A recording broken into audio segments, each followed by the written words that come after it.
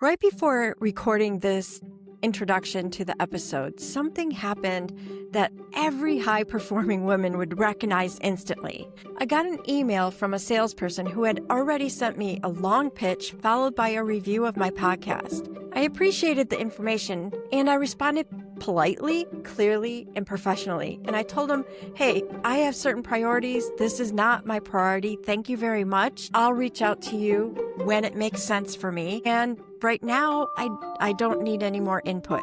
That message that I sent should have closed the conversation.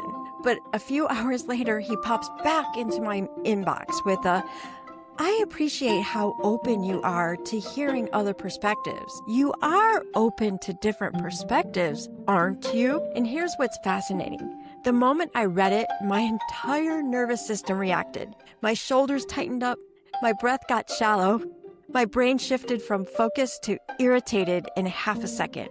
It was such a tiny little message, but it carried that familiar energy, the energy of someone trying to bypass a boundary I'd already set. I said no. The energy of someone treating my no like an invitation to push harder. The energy of someone trying to hook my attention, trigger a reaction, and pull me into the conversation that I did not consent to. And in that moment, I had this flash of clarity. You know, the kind that makes you literally smile at your screen. And I thought, I know exactly what you are.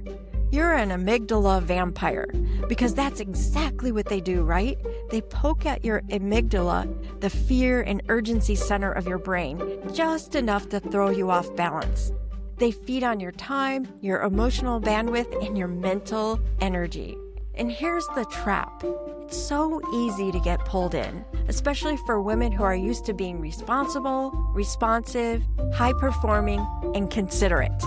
So this time, instead of replying, explaining, trying to be more clear, or to be nice, I just said, screw it. I blocked him. Instantly, my whole system exhaled. Thank God. And that moment made me realize how often many of us deal with these tiny micro interactions at work, at home, in meetings, and in our inbox that hijack our calm without us even realizing it. So in today's episode, we're talking exactly about that. How to recognize the people and the pressures that poke at your amygdala. How to stop feeding the vampires that steal your attention and your energy and your time. And how to reclaim your mental space before anything else gets drained. Welcome to UnCeiling You, the podcast for high-performing women who are done with white-knuckling their way through success and are ready to lead with calm, clarity, and strong boundaries. I'm your host, Dr. Natalie Luke.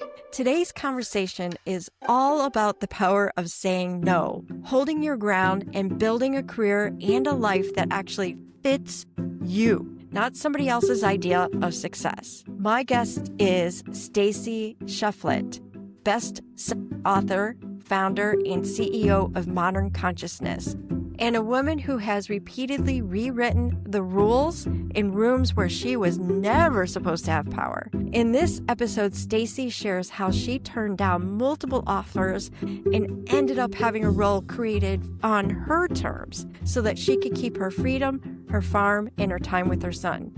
How she helped lead a $50 million acquisition without a college degree and without putting in her own capital, simply by backing her expertise and refusing to underestimate herself.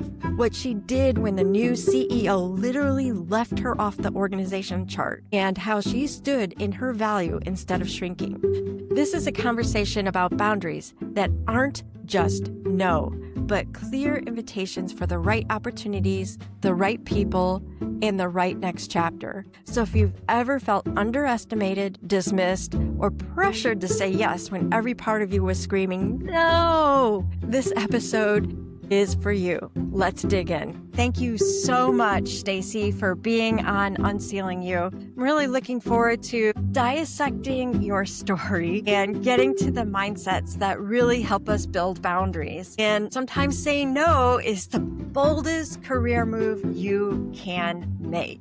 Your story is so compelling.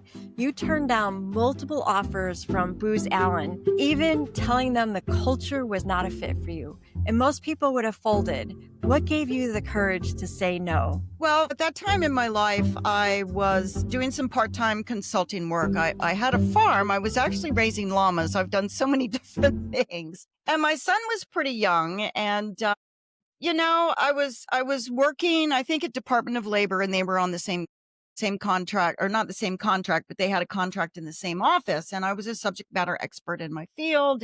And they started recruiting, and I just kept saying no. And I did. I finally looked at them one day and said, I do not fit your corporate profile, and I never will. Right. I'm not interested in it. I'm not interested in climbing your ladder. I'm just, I've got a llama farm. If I want to take 3 weeks off to groom my big fluffy llamas and drive them to Oklahoma City for a show, I'm going to take that time off. If I want to spend time with my son, or he has something at school, I'm going to do that. And what was so interesting about that is, we forget that we can create boundaries, and that we don't have to have fear that we have to succumb to somebody else's idea of what success looks like. And they created a position for me, and they created a mechanism to hire me as an independent consultant, through a different company, not Booz Allen in particular. And it worked very, very well for both of us. I got what I wanted. They got what they wanted. They supported me. I supported them, did a fabulous job at work. And and we forget that we can do that, especially once we have a firm foundation and have built a reputation. It might be a little different in the very beginning when you're starting out, but once you have a firm foundation set and people know what to expect of you, and if they're recruiting you and want you there, or even if you have an existing job and they really, really want you to stay, there is some flexibility. So how did you ever feel tempted to second guess, especially when they kept coming back? I didn't. I really didn't, because I was at the farm one day. I was fortunate in that I was able to quit my job basically when my son was born. I still had calls coming in. So I wrote a few proposals for people from home and did some technical documentation and things like that. And I received a phone call one day, and, I was coming back from the barn, and it was a gentleman that had a small 8A firm in Washington, D.C., and he had heard of my reputation and wanted me to come to work for him. And I remember standing there in my barn clothes in the garage, because it was just taking off my muck boots and all of that. And I said, well, I suppose I should at least hear what you're offering me before I say no. And that's what I did. I listened and heard him out in what he wanted. And then I said, okay, I'm living at least 2 hours from DC on a decent traffic day. This is what my life looks like. And there are certain things that I need to preserve. And I think that we often forget that when we're looking at our options in our life. What do we want to release, but what do we want to preserve? And I wanted to preserve that freedom, and he allowed me to do that. There was a commuter train.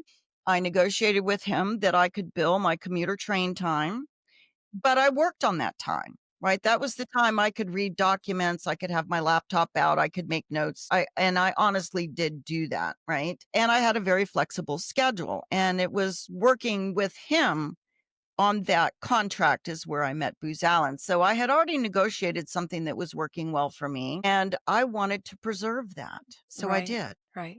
That's great. So you basically built a wall, a boundary. Well, boundaries aren't really walls. They're invitations for the right opportunities. So you knew, hey, if this is going to work for me, what I want to preserve, then you in your head formulated that list. And you mentioned that you held firm to your values and ended up with the role that was created on your terms. What do you think companies really respond to when someone advocates for themselves in that way? I think there's not just one right answer, right? There's a lot of ands, right? So I was a known subject matter expert in the field, and I had a history of delivering, and. So they were amenable, right? Not everybody is amenable, and you can walk away from somebody that's not amenable as well. And I have also done that. And that's okay. That's okay.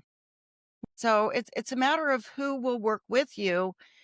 And wouldn't you rather work for someone? And I would reframe that to with someone. Wouldn't you rather work with someone that appreciates you and will work with you as well? It's reciprocal. Yeah, exactly. I like that. And so it wasn't that you were being difficult. You were just being clear. I was being honest. Those were my terms. Yeah, I was being honest about it. And I was able to do that.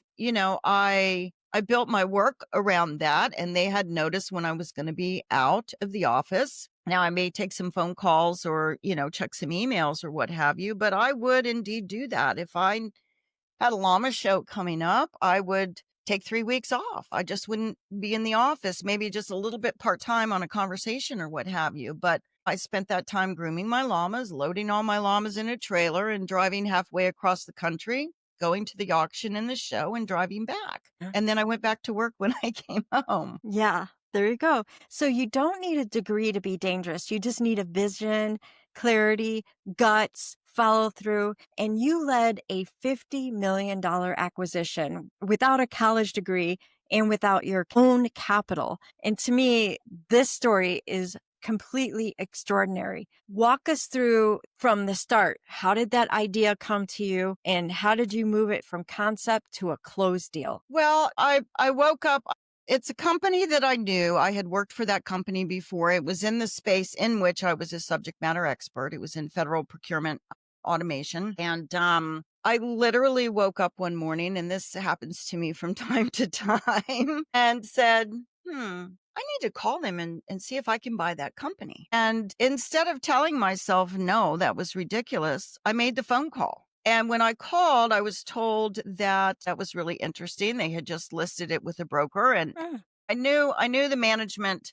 Everybody was octogenarians except for one guy. And that's the guy that I had the closest relationship to and called. And I think he was in his 70s. So at first I was like, oh, broker, I don't really know anything about this. And I was a little disappointed, but it was the best scenario because I was naive. I had no idea what the company may have cost, none of that. So what I did was, and I was working at Booz Allen at the time, I walked into the office of someone that was much higher in the corporate structure than I was and managed this team. And I poked my head in his office and said, because I knew he had his MBA and he had some connections in mergers and acquisitions. I knew that, and I don't have a college degree. So I popped my head in his office and said, hey, you want to go buy this company? And he said, sure. And I went back to his office the next day and stuck my head in and said the same thing. And I said, I'm serious. And at that point, he took me seriously. I have goosebumps as I'm telling you this story. And so he had information that I didn't have. I had a lot of information that he didn't have, right? Because I had worked so closely with these people and in this aspect of the industry for so many years. And we put together an awesome pitch deck and we started pitching it. It took 9 months. There were many times that he was like, oh my God, we'll never be able to do this. But I felt from the beginning that it was meant to happen and that it was going to happen. I never doubted it. I never listened to anybody that said I was crazy. They called us cashless investors and a few other names along the way. We didn't stop. And after 9 months, the people that we pitched the deal to, almost everybody wanted in. And one of the top investment firms in the country, if not in the world, ended up doing the deal and put up the cash and bought the company. And with that, he and I got pretty lucrative employment contracts guaranteeing our positions in the firm. And that's a whole nother story I could share with you. And we got sweat equity. There was a buyout agreement that when they flipped the business, that we had the option to cash out. And when they flipped, I cashed out. Also because of boundaries. All right. So let's move into that next story of the acquisition happened. You're now an employee, what happened next? Well, the first thing that happened is that they brought in a CEO that had experience running a company of that size because he nor I did not. He was going to be the chief operating officer and I was vice president of services because that's what I excelled at, was going in on these large scale implementations, including financial management system integrations. And that's what I did. I was boots on the ground and did it really, really, really well. So we walk into this first meeting with this new CEO and he's got an organization chart laid out on the desk and I'm looking at it and I go, and this is honest to God. I said, I don't see my name there. And he said, yeah, I don't know what to do with you. And I learned later that was because I didn't have a degree and I was not normal in his eyes, right? I was a little bit revolutionary. And I looked at him. Now the partner that I brought into this deal with me didn't say a word. Didn't have your back. And I looked at this gentleman and I said, you know what? I have two things to tell you. First of all, you wouldn't be here if it wasn't for me because all of this was my idea. And secondly, you know exactly where I belong on that organization chart because I have an employment contract. And I got up and walked out. And my partner came after me. I was at the elevator and he came after me and said, you can't talk to him that way. And I looked at him and I said, what do you mean I can't talk to him that way? He said, well, he's our new boss. And I said, oh, no. I said, no. What would you have done if he left you off the organization chart? And oh, by the way, had he done that, I would have had your back and you didn't have mine. And so that's how it kind of started. And then I ran my department and they were focused on software and the technology aspects of some of these things. And I did that for quite a bit of time, racking up a great amount of success. I can't tell you how many millions of dollars worth of winning proposals that I wrote, so on and so forth. And at one point in time, they decided that they wanted to just be a software company and do away with services. And anyway, so I was really not feeling supported. Yeah. And I wasn't being supported. Now, I was their pinch hitter. I was the one that went out and started these massive projects, would get the teams all set up, do all the business process re-engineering, all the data mapping, all of this stuff. And then the team would stay behind and execute, and I would go to the next project. Right. Walked into work one day and they said, you're really not going to like this, but we have a huge problem. And it was at the Department of Homeland Security. And we need you to go in and fix it. And what that meant, that to me, that also meant I was commuting back to Washington, D.C. every single day versus the office that was out by Dulles Airport. So it was a big change for me. Nobody consulted with me. And okay, I went and did it. But the relationships were really fraying. And so when they flipped the company, they said, okay, great. It's my opportunity to get out. I'm going to take my money and get out. And that's when they started courting me again, going, no, we really have to present a unified management team and we need you and this and that and everything else.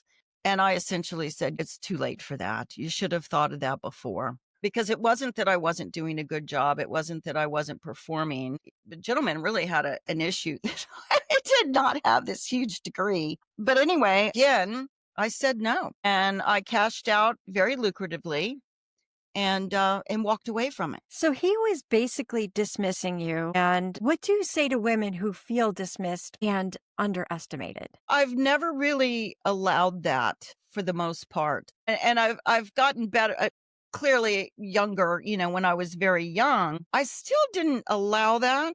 Really? Now I've learned a lot more and I've got more eloquent about it and a little more confident in speaking up, for myself over the years. But even when I was very young, I had a lot of confidence and I just really didn't allow that to happen. I stood up for myself. Now I produced, right? I produced, I backed it up. So you don't have to tolerate that. So first step is you didn't definitely let it soak in. And then you're able to stand up and say no. Yeah, we have to be able to say no, especially when it's out of alignment with our values. right? Because when we're living out of alignment with our values, over time we become miserable people. And that's when people often get into trouble, and that's it, and because the frustration builds and the anxiety builds, and that begins to spill out into everything in your life. And why? It doesn't have to be that way, right? There are always other opportunities. You can find people that will appreciate you, and sometimes you just need to rebalance and figure out, okay, is this really creating the outcomes I want in my life? Is this really fulfilling me in the ways that I need to be fulfilled in all aspects of my life? Is it supporting all aspects of my life and the outcomes that I desire, or is it not? And if it's not, that's when you start to evaluate what to do differently. Right. And you should evaluate that routinely anyway, right? Just to make sure everything stays on track. It stays on track. It's true to you. It's all in alignment. So from pioneering early tech, raising llamas, to running a hospitality business, to launching modern consciousness, you've really reinvented yourself. And that's the message you're sharing with us is, hey, there's always other opportunities. And you've done it again and again. What is your approach for starting over? I'm generally just very passionate about it. I have ideas, even when I was young, barely aged into working into a bar. I remember walking into one day, and I had been in Washington, D.C., and I was now out in rural Virginia. And I walked in and said, hey, I know your business. And I was 20 something, right? I know your menu, and I'm looking at your prices, and I've been in here before, and you're leaving money on the table. You can charge more. We can redo this to charge more and increase your profitability. And it wasn't that I was some business whiz. It's just that's the idea that was the intuition that I got. That was the idea that I had. And I was bold enough to walk in and say it. And I was hired on the spot, and I did indeed do just that. So the bar business did increase their prices. Did they also increase their profitability? Yes. Yes, That's he did. awesome. Yes. So you figured out it was time to pivot. And there's many times you've already described all the different times that you've recognized when it's time to pivot. How do you know it's time to pivot? For me, it's a pretty deep knowing most of the time. And when I have those deep internal knowings, I take action. It's what I call right action, right? So I take action on that to the best of my ability to be able to make that my reality. My construction company was a little bit different. After I had the software company, I opened a framing carpentry company in Washington, D.C., and we built 4 and 5 story apartment buildings. I had a great team. Hired somebody to manage that for me. I was tiring of it. There were many different things that affected that, right? I had a special certification in Washington, D.C. I never operated under woman owned, but I had to hire D.C. residents that fit a particular demographic, we'll say. That didn't want to work. There were a lot of challenges there. I would spend the money and the time and the effort. We had to have somebody. We primarily did management, but I had to have somebody in an apprenticeship program. And here's an example of that. So we would finally think we found someone, and I would pay for it, and they wouldn't show up. And then the DC government would turn around and fine me for not having someone in the apprenticeship program. And I'd be like, you've got to be kidding me, right? It's not my fault they didn't show up, and we'd start the process again. So there was a lot of that in dealing with this particular program. Nobody wanted to buy the business because they didn't want to deal with the DC government, and I couldn't blame them. I was looking at we did primarily supervision, right? And then we subcontracted out most of the labor. We did build and, supply and build. So we had all the materials and all that stuff. I thought about pivoting and getting rid of that certification, but that would put me competing in other areas, right? With the bigger companies. That didn't sound very appealing to me. And I thought about pivoting into maybe a different sort of workspace with that company. And I finally just decided that none of that was really working out for me. And I made the decision to close it, to just stop. Now what I did was I quit bidding.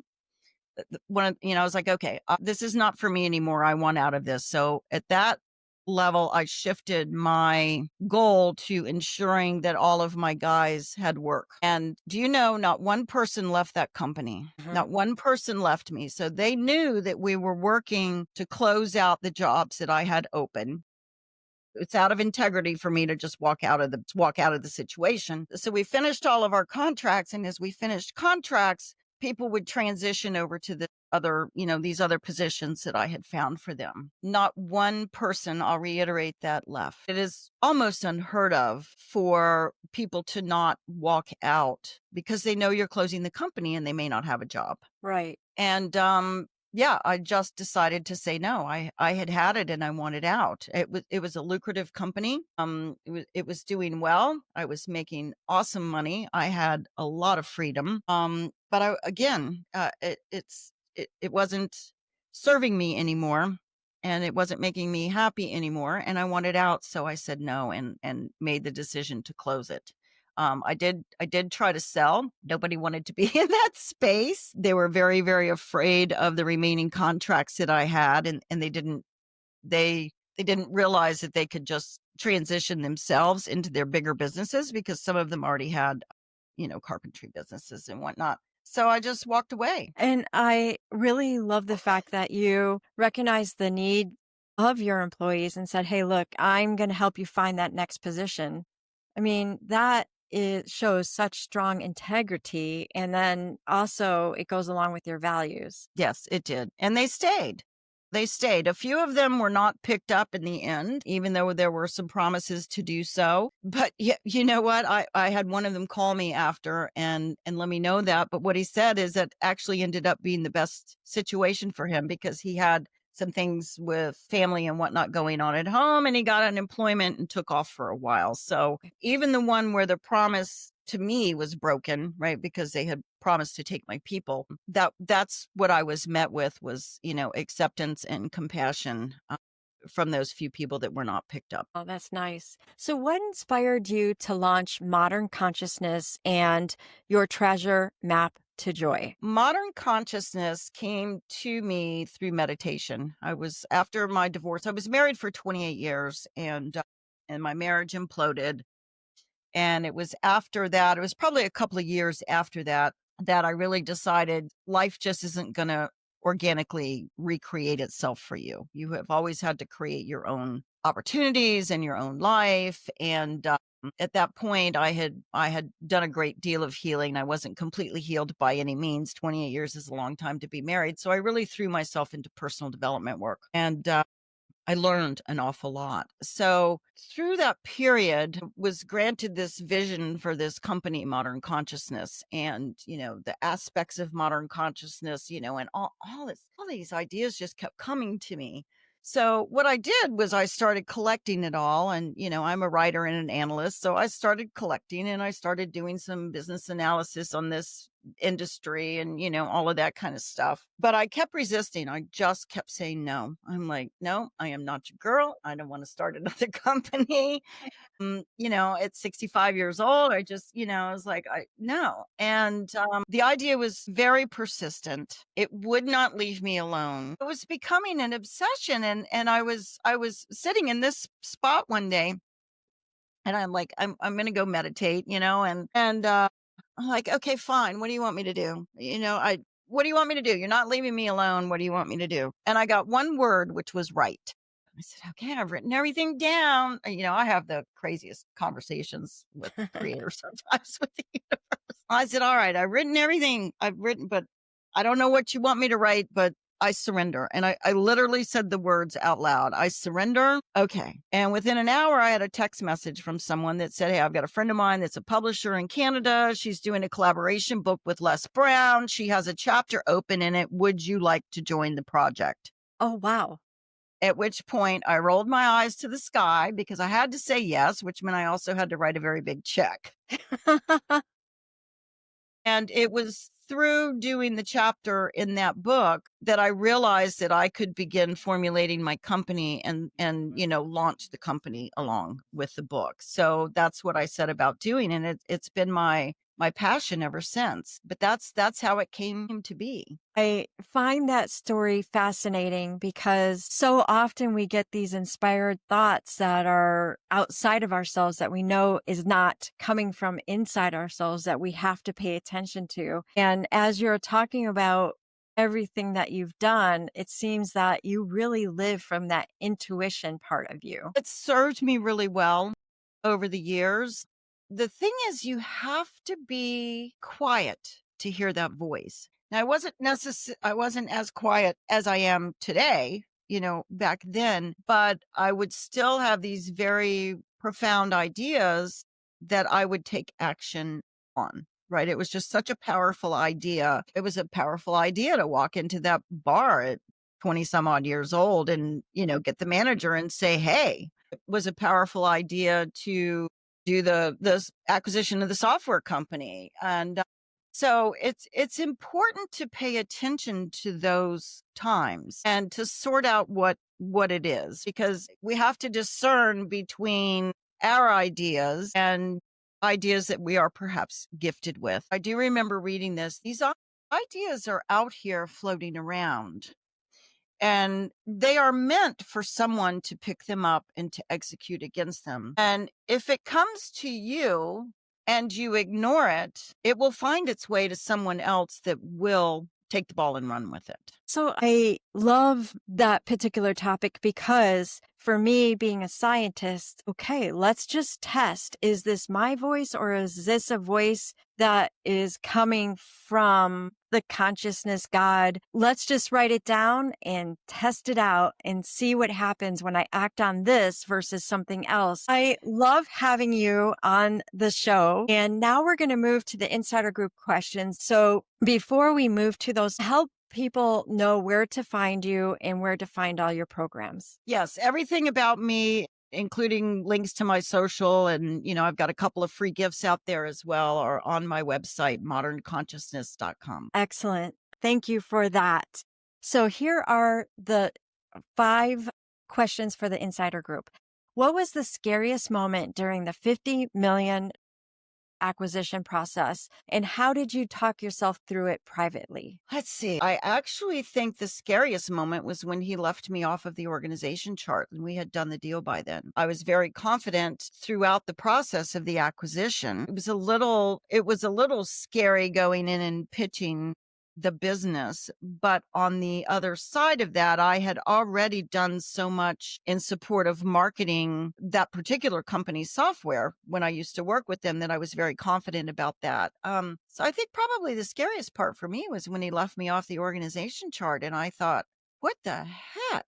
That was the scariest. And I've already shared with you how I dealt with that. I mean, I had a contract, and I reminded him of that. Yeah, good for you. Now, I had no idea what it was going to be like at that point when I got on the inside.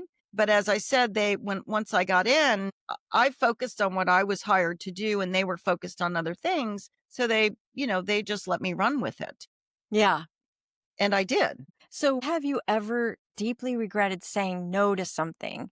And what did it teach you about the timing and intuition? So I have a house on Siesta Key in Sarasota, Florida, right? So on the Gulf Coast here. And this has been a really interesting experience for me. And while I did call a realtor while the market was at its peak, I called my realtor and said, hey, what do you think I could sell this place for? Because I knew that I wouldn't be here forever, right? It's not my forever home. It's not my agent place home, if you will.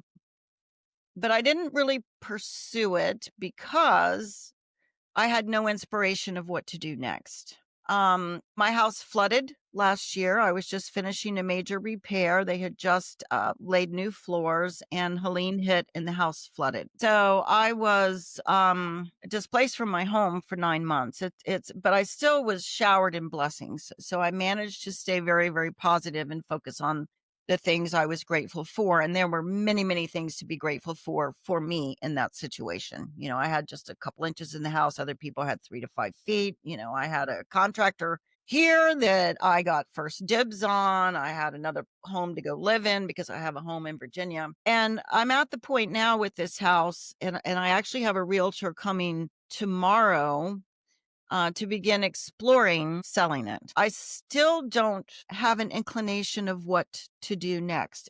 And I usually sort of know. It's just for me. And it's not just it's not just the weather, but when I look at it, I'm a project manager and analyst at heart, right? So when I start to look at the risk benefit, the risks are starting to outweigh the benefits. This house has just it has filled my soul to be here. I mean, even the renovations I've done and so on and so forth.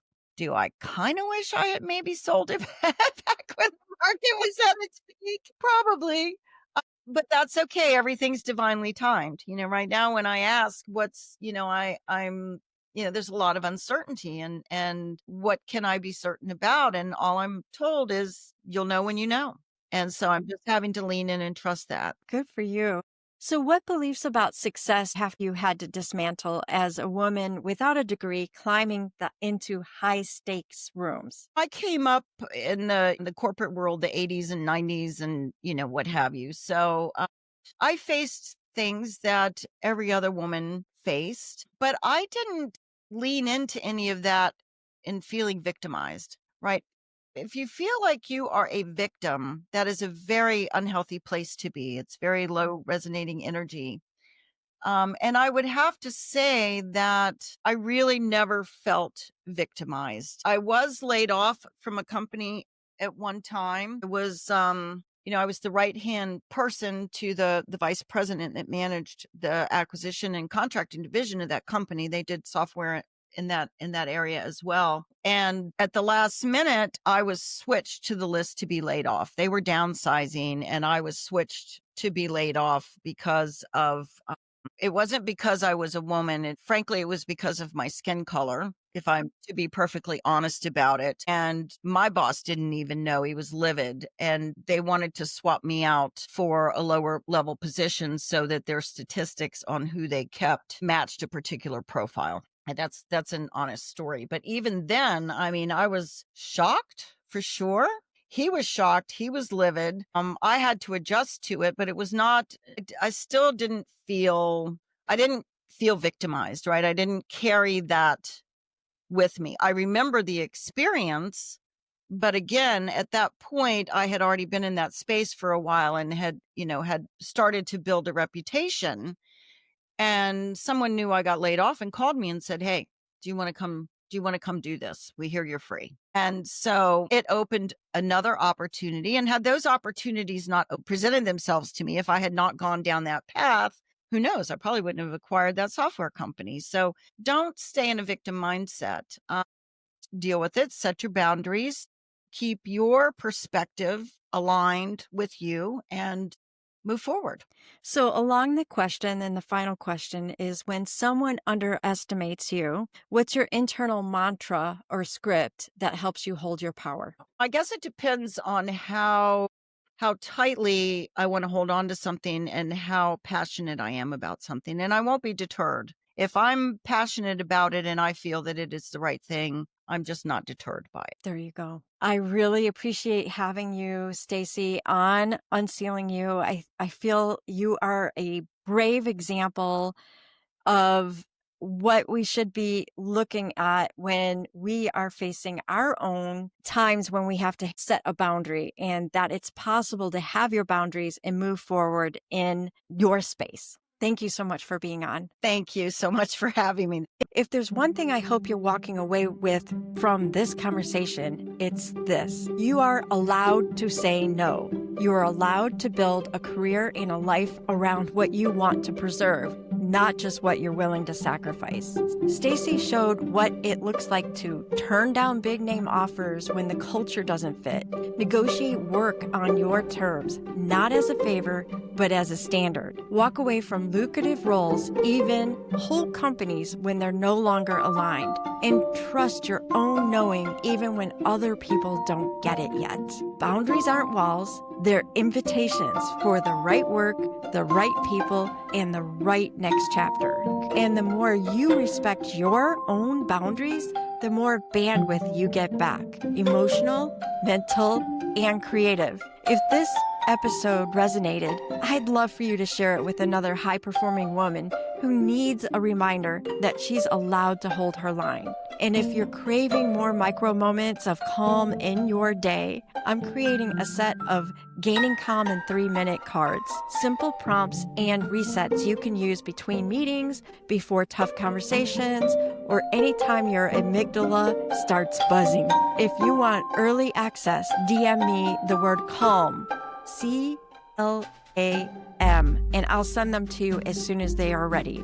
Thank you so much for listening to UnCeiling You. I'm your host, Dr. Natalie Luke. So take a breath and trust your no. And I'll see you in the next episode.